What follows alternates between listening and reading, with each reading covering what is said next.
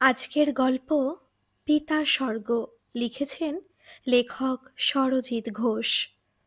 বিনয়াকে পেয়েছিলাম আজ থেকে ২৭ বছর আগে। তখন থাকতাম অশোকনগরে। অশোকনগর স্টেশন থেকে ৩ কিলোমিটার ভেতরে ছিল আমার বাড়ি। সকালের ট্রেনে অফিসে যেতাম। আমার অফিস দমদম। একদিন সকালে ঘটল একটি ঘটনা। দত্তপুকুর থেকে বছর ২৫-এর একটা মেয়ে বাচ্চা কোলে নিয়ে ট্রেনে উঠল। আমি ট্রেনে দাঁড়িয়ে আছি। মেয়েটি উঠেই আমার পাশে দাঁড়িয়ে গেল কিছুক্ষণ। ভিড় বেশি ছিল না। ট্রেন দ্রুত গতিতে চলছে, আর মিনিট ৩ গেলেই বারাসাত স্টেশনে ট্রেন ঢুকবে। মেয়েটি হঠাৎ করেই আমাকে বলল, দাদা, আপনি কোথায় নামবেন? বললাম, দমদম। এরপর বারাসাত আসছে, তাই না? হ্যাঁ। যদি কিছু মনে না করেন, আমার মেয়েটাকে একটু ধরবেন। ট্রেনে ভিড় হবে তো খুব, তাই বাচ্চা নিয়ে সামলাতে পারবো না। বললাম, ঠিক আছে, আমার কোলে দিন তাহলে। বাচ্চাটি তখন আমার কোলে। বারাসাত আসতেই ট্রেনটা ভিড় হয়ে গেল। ভিড়টা বাড়তেই আমাকে ঠেলে আরও একটু ভেতরে ঢুকিয়ে দিল। আমি বাচ্চাটিকে কোলে নিয়েই আছি। কিছুক্ষণ পর থেকে বাচ্চাটির মাকে আমি আর দেখতে পাচ্ছিলাম না। ভাবলাম, ভিড় হয়ে গেছে, তাই হয়তো দেখতে পাচ্ছি না। সামনেই হয়তো কোথাও আছে। এদিকে আমি দমদম নামবো। ট্রেনের এপাশ ওপাশ খুঁজে দেখছি তখন, কারণ বাচ্চাটিকে মায়ের কোলে দিতে হবে, কিন্তু খুঁজে পাচ্ছিলাম না কোথাও। পাশে তখন একজনকে জিজ্ঞেস করলাম, আচ্ছা, বছর ২৫-এর একটি মেয়ে এখানেই দাঁড়িয়েছিল, কোথায় গেল বলুন তো? আরে, উনি তো বারাসাতের পরেই নেমে গেলেন। সে কি, ওনার বাচ্চা তো আমার কোলে! অনেকেই বলতে লাগলো, দাদা, আপনি ফেঁসে গেছেন, পুলিশি ঝামেলায় না পড়েন। এই সব চলতে চলতে ট্রেন তখন দমদম স্টেশনে ঢুকে গেছে। আমার আর দমদম নামা হলো না, কিন্তু বাচ্চাটিকে নিয়ে যে কি করব ভেবে উঠতে পারছিলাম না। যাকে বলছি সবাই যেন পাশ কাটিয়ে চলে যেতে পারলেই বাঁচে। এদিকে বাচ্চাটি আমার কোলে নিশ্চিন্তে আছে। কেন জানি না মনে হলো ও আমাকে নিজের কাউকে ভেবে নিয়েছে। মনে তখন নানা রকম চিন্তা ভাবনা মাথায় আসছে। কি যে করি তখন? ভাবলাম, যদি সত্যি পুলিশের ঝামেলায় পড়ি, তাহলে বাচ্চাটাকে কি কাউকে দিয়ে দেব? কিন্তু বাচ্চাটির মুখের দিকে যখনই তাকাচ্ছি, এক অসম্ভব মায়া কাজ করছে। এক অনাবিল পিতৃত্ব বারবার জেগে উঠছে। কে যেন আমাকে বলছে, বাবা, আমি ফিরে এসেছি, আমাকে দূরে সরিয়ে দিও না। বাচ্চাটির মুখের দিকে তাকিয়ে আমি যেন নিজেকে আর ধরে রাখতে পারছিলাম না। আমি তখন সাধারণ এক পুরুষ থেকে পিতা হয়ে উঠছি। মনে পড়ে যাচ্ছিল সেই অতীতটা, যে অতীতটা আমাকে ১.৫ বছর ধরে যন্ত্রণা দিয়েছে। সেই যন্ত্রণা থেকে মুক্তি দিতেই কি ঈশ্বর এই ঘটনা ঘটালেন? প্রতিটা পুরুষ মানুষই বাবা হওয়ার স্বপ্ন দেখে। বাবা ডাকটা যে কত বড় আবেগের, কত যে মধুর, কতটা যে সুখের অনুভূতি, হয়তো বলে বোঝানো যায় না।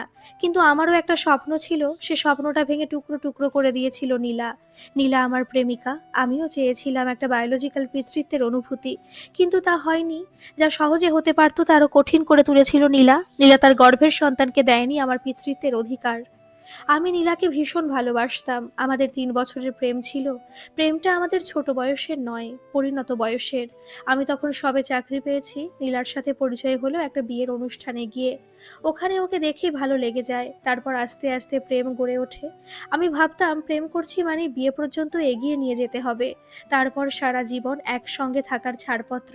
কিন্তু মানুষ ভাবে এক, হয় আর এক। আমি তো মন দিয়েই ভালোবেসে গেছি। পরে বুঝেছিলাম ও আমাকে ভালোবাসেইনি। বাসলে আমার একটা গোছানো সংসার হতো। নীলার সাথে যখন পরিচয়, ও তখন মাস্টার্স করছে।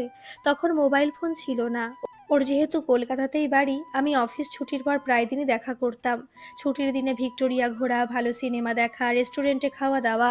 আসলে ওই আমাকে ছুটির দিনগুলো ওর সাথে কাটানোর জন্য এনগেজ করে রাখতো। ওর সান্নিধ্য আমাকে আনন্দ দিত। ওর ইচ্ছে মতো কেনাকাটা করতো, আমি কিনে দিতাম। এটা কখনো ওর দাবি বলে ভাবতাম না, ভাবতাম ওর আবদার। একসময় ভালোবাসাটা এমন জায়গায় গিয়ে পৌঁছালো, ও বলল, আমরা তো ফিজিক্যাল সম্পর্ক করতেই পারি। বললাম, সে না হয় বিয়ের পর হবে। বিয়ের পর? তার মানে তুমি তো কাপুরুষ। তবুও বিয়ের পর হলেই ভালো, কারণ বিয়েটা তো হয়নি। তাতে কি, ফিজিক্যাল না হলে আমিও সম্পর্ক রাখতে চাই না। ওর ইচ্ছেতেই কয়েকবার শারীরিক সম্পর্ক হয়েছিল। একদিন ও আমাকে জানালো অনেক বড় ভুল হয়ে গেছে, আমি প্রেগনেন্ট, তাই অ্যাবর্শন করাতে হবে। আমি বলেছিলাম বিয়েটা করে নেওয়াই ভালো, কারণ দুজন দুজনকে যখন ভালোবাসি আর বিয়ে তো করবই, তখন এই পরিস্থিতিতে বিয়ে করে নেওয়াটাই সেফ। একটা পিতৃত্ব, একটা দায়িত্ব, একটা স্বীকৃতি দেওয়ার বাসনা মনের মধ্যে জেগে উঠছিল বারবার। আমার কথা শুনেও বলল, বিয়ে? আমি তোমাকে বিয়ে করার কথা ভাবিনি। তাছাড়া শারীরিক সম্পর্ক হয়েছে মানেই বিয়ে করতে হবে, বাচ্চা নিতে হবে, এমনটা কিন্তু নয়। তোমার যদি বাবা হওয়ার ইচ্ছে থাকে, অন্য মেয়েকে বিয়ে করে নাও, আমি পারবো না। আর অ্যাবর্শনটা আমাকে করাতেই হবে। তুমি ভাবলে কি করে এই অনাগত সন্তানের দায় নিয়ে নিজের কেরিয়ার নষ্ট করব? এতটা কষ্ট পেয়েছিলাম, ভাবিনি নীলা এভাবে আমাকে ঠকাবে।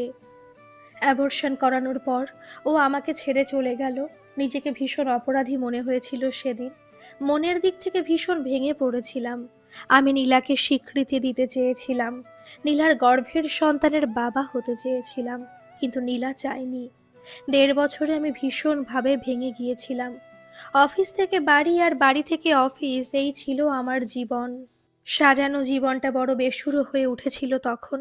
নীলার চলে যাওয়াটা আমার জীবনে বড় শূন্যতা, তবে আমি ওর কখনো খারাপ চাইনি। তারপরেই তো আমার জীবনে এলো বিনয়া। বিনয়া নামটা আমারই দেওয়া। ঈশ্বরই বুঝি বিনয়াকে আমার কাছে পাঠিয়ে দিয়েছিলেন। তা না হলে হয়তো আমি এক ভয়ঙ্কর ডিপ্রেশনে চলে যেতাম। আসলে সব সময় যে সবকিছু খারাপ হবে তা নয়, তাই যা হয় হয়তো ভালোর জন্যই হয়। সেদিন বাচ্চাটিকে শিয়ালদহ স্টেশন থেকে বেরিয়ে নিয়ে চলে আসি আমার দূর সম্পর্কের এক দিদির কাছে। ঠিক করি নিজের পরিচয় ওকে মানুষ করব। দিদি থাকে তখন টালিগঞ্জে। দিদিকে সব কথা খুলে বলি। দিদি সব কথা শোনার পর ওদের নিচের তলার একটা ঘর আমাকে রেন্টে থাকতে দেয়। তখন থেকে টালিগঞ্জে আমি থাকতে শুরু করলাম। আর সপ্তাহে একদিন অশোকনগর যেতাম, ওখানে আমার মা থাকতো। মা বলেছিল বাচ্চাটাকে নিয়ে অশোকনগরেই থাকতে, যেহেতু গ্রাম তাই 5 জনের 5 কথা, তাই আর ওখানে থাকিনি। 1 বছরের মধ্যে ছোট একটা বাড়ি কিনে মাকে নিজের কাছেই রেখেছিলাম। একজন আয়া অবশ্য থাকতো মেয়েকে দেখাশোনার জন্য। মেয়ে বড় হতে লাগলো, ভাবলাম একজন মা যদি পারে তবে আমি পারবো না কেন? আমিও তো বাবা, আমাকে পারতেই হবে। আমি আর বিয়ের পথে পা বাড়ালাম না। নীলা অবশ্য বিয়ে করে নিয়েছিল। আমাকে ছেড়ে চলে যাওয়ার পর খুব তাড়াতাড়ি অন্য একজনের সঙ্গে নতুন সম্পর্ক গড়েছিল। ছেলেটি ডাক্তার, বিত্তবান বাড়ির ছেলে। নীলা অবশ্য নিজেকে প্রতিষ্ঠিত করেই বিয়ে করেছিল। ভালো লেগেছিল, ওর পছন্দ মতো কাউকে বিয়ে করতে পেরেছিল দেখে। ওর বিয়ে হয়ে যাওয়ার পর থেকে আমি আর খোঁজ রাখতাম না। ওর বিয়ের আগে পর্যন্ত একজন বন্ধুর মারফত খবর নিতাম। যতই হোক ভালো তো বাসতাম। এখনো কলকাতাতেই থাকে। বছর দেড়েক আগে একবার ওর সাথে দেখা হয়েছিল। আমি কথা বলতে চাইনি, ও নিজে থেকে কথা বলেছিল। বলেছিল, জয় আমাকে ক্ষমা করে দিও, আমি ভুল করেছি, এটা বলবো না। আমি অনেক বড় পাপও করেছি, আমার পাপের শাস্তি আমি আজও পাচ্ছি। আমি নিজে মা হতে পারিনি। নীলার এমন কথা শুনে খারাপ লেগেছিল, আমার বলার কিছু ভাষা ছিল না। কথাগুলো শুনে চলে এসেছিলাম, শুধু বলেছিলাম ভালো থেকো। যাকে ভালোবেসেছিলাম তার তো খারাপ চাইতে পারি না। তবে আমি বিয়ে না করলেও তবুও আমি বাবা। ছোটবেলায় বিনয় আমাকে জিজ্ঞেস করতো, সবার তো মা আছে, আমার মা নেই কেন বাবা? তখন হয়তো ওকে বোঝাতে পারতাম না, একটু বড় হতেই সব সত্যিটা ওকে বলেছিলাম। ও বুঝেছিল। তবে এটা ভেবে ভালো লাগে আমি হয়তো বিনয়ের বায়োলজিক্যাল ফাদার নই, তবুও আমি তো ওর বাবা। বারবার বুঝিয়ে দেয় যে আমি ওর বাবা। এই তো আজ প্রথম দিনই কলেজ থেকে ফিরে সন্ধ্যায় বাড়িতে একটা ঘরোয়া পার্টির আয়োজন করেছে। ওর বেশ কিছু বন্ধু বান্ধবও এসেছে। আমি যখন হেসে জিজ্ঞেস করলাম, কিসের জন্য এই আয়োজন রে মা? নতুন চাকরি পেয়েছিস তার জন্য পার্টি? ও হ্যাঁ, বলা হয়নি, বিনয়া রিসেন্ট চাকরি পেয়েছে। অ্যাসিস্ট্যান্ট প্রফেসর হিসেবে জয়েন করেছে কলকাতারই একটা কলেজে। বিনয়ের চাকরি পাওয়াতে আমি সব থেকে বেশি খুশি হয়েছি। আমি পেরেছি বিনয়াকে মানুষের মতো মানুষ করে তুলতে।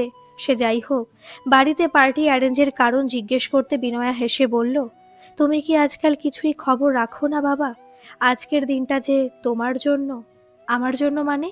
আজ ফাদার্স ডে। হুম, আজ কেন ফাদার্স ডে হতে যাবে? আমাকে ভুলভাল বুঝিয়ে দিলে হবে?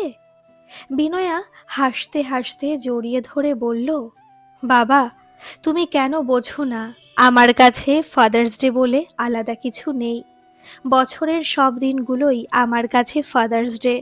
আমাকে এমন একটা সুন্দর জীবন উপহার দিয়েছো তো তুমি, তাই তুমি আমার স্বর্গ, আমার পৃথিবী জুড়ে তুমি।